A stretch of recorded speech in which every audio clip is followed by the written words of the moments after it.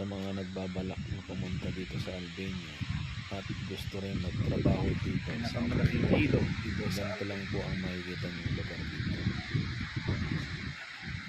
ilog po yan. Malayo po ako sa Tirana. So itong place na ito, maganda po dito, tahimik lang. Kung gusto niyo simple lang, tahimik lang, walang gaanong mga nakikitang pag-alagala. At kung sa mga gustong nag-apply, mag-message lang po kayo, may mga kakilala po akong mga nagpapaalis o kaya recruitment.